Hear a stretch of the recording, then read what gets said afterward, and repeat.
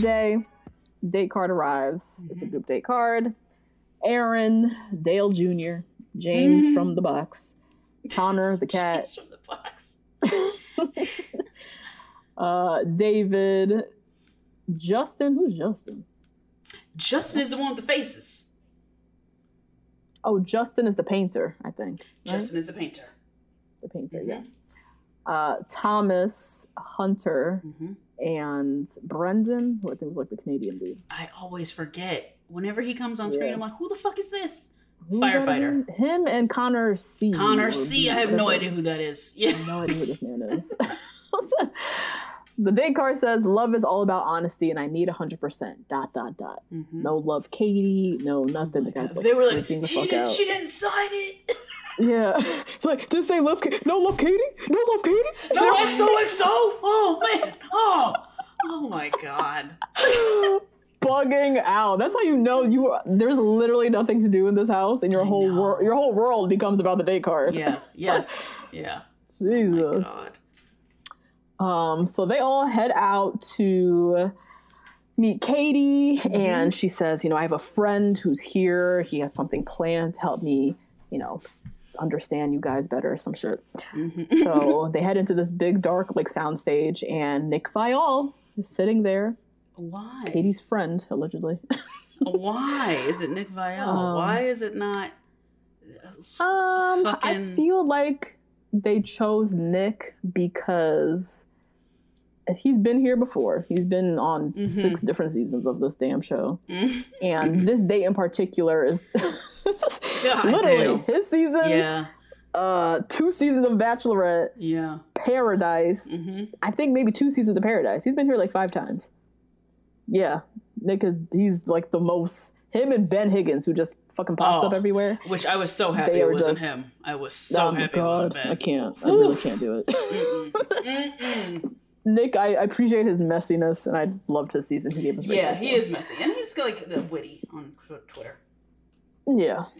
But yeah, I think they brought him because he's been there so many times. All the guys are gonna recognize him, and also this date is about them opening up and being vulnerable, and I feel like they maybe would feel safe with him because he's opened his ass up so many times on this show. Yeah, because he's shown his ass so many. Yeah, exactly. And now he's 40 dating a 22-year-old woman, so. That's also that's fine. Yeah. Yeah, sure. Yeah, and he's like, I'm dating a 22-year-old and I'm 40. Yeah, just leaning into yes. Mess. So yeah, he lets them know, today's about being truthful. There's things that maybe you guys are not proud of, things that you probably should share and Katie should know. And so we're gonna sit around this circle in the dark and this into me I see circle. Oh my sisterhood, God. Woman this circle. Sisterhood. Sharing circle. Yes. Essence Fest circle. Oh, this is too much. And then said no ground rules. Nothing. Protect the safe space. Yeah. No, we're gonna pass all the this things baton. You're supposed to do at the beginning. Yeah. You could skip if you want to talk about this. You could talk about that. Whatever. And every single one of those guys. Statements. Yeah. Right. Yes. None of the ground setting. Nothing. The ground rules setting. He didn't tell a story to start it off. He was just like, Hunter, let's go. Yeah. As soon as he said that, every last one of them looked like they had gotten somebody pregnant right before the show. Yeah. Every last one of them looked like, fuck. God. Oh, no. Yeah. Oh, my God. I was ready, though. I was like, ooh, what's tea they about to spill? Especially because what we do know about Katie is that she stands up for the little guy, whatever the fuck that means. Right. And so for you to have to admit a mistake of your past that you probably would admit after you got engaged to her, after the show was over, on episode 3 in front of multiple people. Yeah. It's that's a lot. That's a lot. But yeah, Hunter went first. He talked about his ex-wife. He was married, has 2 kids, and he basically just became like a workaholic and lost his family. That's essentially what it was.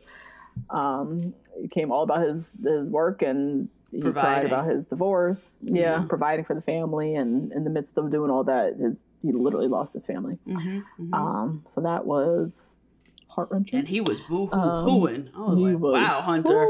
Crying some big-ass tears. Yeah. And then we got, I wanted more. I wanted to really to get some tea because we got Aaron talking something. I wasn't the man I wanted to be in a relationship, and then they quickly cut to David talking about something similar but basically not saying much. I wanted, you know how Ben talked about how he had bulimia with Tasia? I wanted those stories. Yes. You know what I mean? I wanted to get to know these guys a little bit better. But if you ghosted someone, I don't give a fuck. Same. I don't care. I don't care. Like, I need to know what's interesting. Yeah. Yeah. And I don't know the order. So Hunter let it off and he really dove the fuck in. But he's the only one that's lost a family. So, like, I don't think anyone had that level of, like, trauma. Man. Yeah. Right. But I feel like after that, if Aaron was the next person to go, Aaron didn't really share shit. And then it's like he almost gave permission to everybody else to not share shit. To be like, oh, yeah, right? Once this girl, I stopped talking to her and I wasn't the man I wanted to be. What? Yeah. That was it. And then one question I have, we had Courtney say, oh God, he said it was a mistake that broke her trust. Did he cheat? Did we miss that whole story? Did he? Right. We didn't get that. We just got that one little line. Nope. So I'm like, what the hell? And you just have to be like, thank you for sharing, Court. Next. Like, that's it. Oh God, yeah. So this whole, I appreciated the day going into it. I was like, ooh, we about to get some mess, and then it just wasn't as satisfying as it should have been. Until Thomas. So Thomas was like, you know, with his big ass goofy smile, big ass smile. I know. He's smile. Like, he's looking worse. He was fine as fuck when he walked into that room. Fine as hell. And then all of a sudden he was like, ooh, his ears stick out. Ooh, his smile is kind of goofy. Ooh, I don't know about that. You can find, some of him look ugly as hell. Which is crazy because he's conventionally very good looking man, but as he was talking, he was just getting dumber and dumber. He just grew uglier and uglier, like was morphing into something else. God. But yeah, he had this big ass goofy smile. Was like, you know, I can't sit here and pretend like, you know, I initially came on the show for the right reasons. Because I didn't know who you were, you know, Katie, and my approach was that I thought I could build a platform, and you know, now my feelings for you are real, and then just keeps going on. This is where he gets my invite to the cookout. Or I'm sorry, Becky of the week. Becky of the week. I'm sorry. I was like, what? No, because I actually put both, because you know that we always say on this show, we're like, look, you should be here for a platform. You should have this. You should have that. But you should have a plan. Yeah. All of that. And he admitted that he had all of that. The thing that he did not do, because he, I think, has ridden on his looks his whole fucking life, is that he did not do his research of even 2 seasons ago.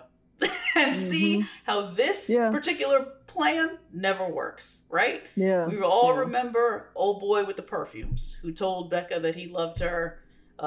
Two group dates in, the black man with the Jean something. From Florida. About Josiah? No, not Josiah. No. He was a lawyer. This guy was like a perfumer and a poet. I vaguely remember who you're talking about, but I can't picture him. Becca literally ushered him out group date number 2. She was like, oh, you feel that way? Bet I don't. You gotta go. Yeah, gotta go. Right? Yeah. Like, nobody having that plan and then not doing your homework is incredibly frustrating to watch on television. It's so dumb. It's so stupid. Yeah. And Thomas, you are so fine. And there have been so many dumb as fuck bachelors. You could have been. You could have. Yeah. You could have been if you kept your mouth shut. Yeah. God, what an idiot. What an absolute idiot. Becky of the week. God damn. Becky of the week, yeah. He just revealed his whole entire plan, which all of these guys, as we said, have a plan. You would be dumb to come here without one. But he decided to share that in the sharing circle, which was so stupid. And then, kind of like peppered it in with smiles and like just complimenting her. But I think you're so amazing. I'm so shocked at how much I feel for you and yada yada yada. Like all the guys were kind of just like side eyeing the shit out of him. Like And they're all like, we ganged up against Thomas all together as a group, and now you here doing this bullshit. Right. Oh, against Carl, you mean? Against Carl, yeah, against Carl. And now you here just like sliding yourself into the next target. Making Carl look right. Yeah. Fuck. So stupid. So yeah, that happened, and then Connor the cat, he gave his story. Yeah, didn't see this one coming, but and honestly, when he was starting and he was like, I have something to share that I didn't do, I was like, he killed a student. He killed a student. Like, damn. He killed a student. And then he was talking about his girlfriend. I was like, he killed his girlfriend. He killed her. I thought for sure he did jail time or something. Yes, for something crazy. Not for some white collar shit. For something wild. Yeah, some like manslaughter. Voluntary, involuntary, vehicular. What do you call vehicular? Wow, that took me forever to say that word. Vehicular, yeah. Some type of manslaughter, but no. Oh my god. Yeah, we basically learned that back when he was like 24, 25, he like dropped out of grad school, was working as a full-time musician. Hint, hint. Other motives. Hello. Okay. Check out my EP on Spotify. Yep. Check out my SoundCloud. And how he was working full time as a musician. He was drinking a lot when he was out doing shows, and basically became like an angry drunk and was blacking out, being angry as fuck. And I kind of missed something, but did he basically say like one night he cheated on his girlfriend? He cheated on his girlfriend, yeah. He like started a fight, then he got more drunk, then he got high, and then cheated on his girlfriend, and he like ruined his whole life in one day, he said. Yeah. His whole entire life. Yeah. And so now he's a nice little... Now he's a nice middle school teacher who dresses up like a cat. Yes. Definitely learned his lesson. Yeah. And then so all the guys shared, and then it was time for Katie to share her story as well. And she started by saying that her mom doesn't even know Doesn't know. Yeah. Which when she told the story, I was like, yeah, I could see your mom not knowing that. I could see not telling your mom. Yeah, I could. Keeping this private, 100%. I could definitely see that. Yep. But she shares her story how 10 years ago, it was New Year's Eve, she was out drinking, and she was in a situation where there was not consent. Yep.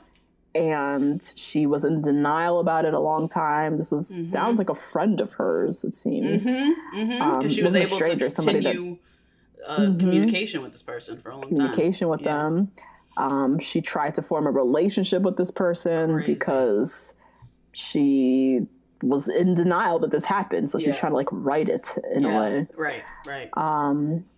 And as a result of that, just whole scenario, she for years afterwards had a very unhealthy relationship with sex. She didn't want to have sex, didn't want to talk about it, just like totally turned off from it, which was her way of dealing with the trauma essentially. And that is what kind of like led her to where she is now, as somebody who's like sex positive. She's done work on herself to now come around to being more open and honest about sex, her sexuality, all that stuff. Yeah. And then I thought it was a really honest moment in her confessional. She talks about years of feeling responsible, guilt. This is very classic where women you were drunk, and so now it was your fault, and now you're wondering I was too drunk. And you blame yourself. If I wasn't drinking, this would have happened, and and it just just makes me think of even like in courts. I've heard on a couple of podcasts a woman who she was in the middle of a non-consensual situation, and her fight or flight didn't work. She was freezing, and that to the opposition seemed like consent, and to the courts seemed like consent, and so she like didn't get very far in her case. That is fucking wild. That is where that like guilt comes from. It's not from like, nowhere. It's from like court evidence of people just getting off. And and the guilt of like, well, if it was rape, you would have ran, or you would have fought, or you would have this, this, that. Like, you don't know how you're going to react in that situation, period. So, have you, side note, tangent real quick, have you watched Promising Young Woman? No. Is that the name of it? You haven't, have you heard of this movie? Yes. Yes. I watched it twice because it's so good. Yes. Wow. So if anyone hasn't watched it, it's called A Promising Young Woman. It's with what's her name? Fuck, I always forget. Kate Mulligan, one of them. Great actress. I don't know who that is. Okay. But basically the movie, without giving anything away, is about rape culture and the culture that we live in. Like all of us have been socialized in. The movie ends and it forces you to have conversations, whether you want to or not. Like there's so much to talk about and you reflect on so much from your own like history, like what you witnessed in college, things that you were almost like kind of complicit in because you didn't do anything because it was the culture. And it's just such a good movie, and it made me think of, like, when I was watching the movie and even thinking about Katie as she was telling her story, how she was out, you know, drunk, and then this happened. How God, men are just the worst. Whenever sorry, whenever you're at a party or at a bar or anywhere, and there's like that girl who's at the bar who's like too drunk, there's always a guy next to her. Always. She's never sitting there by herself. No, she's a target. Her friends, who knows? But there's always a guy that is there. And you see it, and you're like, damn, that's creepy. And then you go about your life.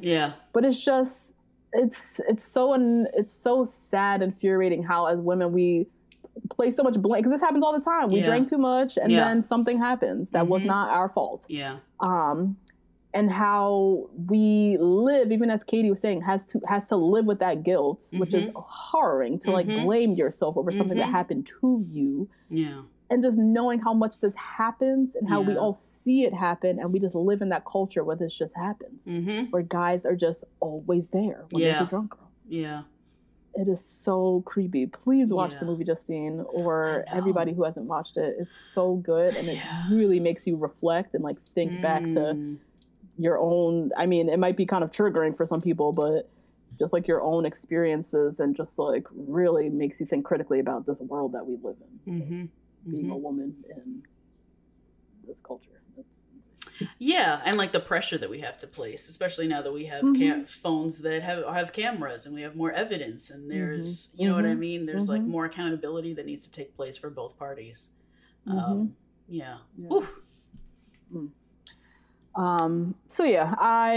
really appreciated this moment, any platform for a woman to kind of speak her truth, and then also in this date where the guys have to just sit there and listen. I just loved that. I appreciated that. Hey guys, that's a little taste of this week's episode. If you want to hear the full recap, head on over to patreon.com/2blackgirls1rose and sign up to get weekly recaps and other Bachelor content from us. See you next week.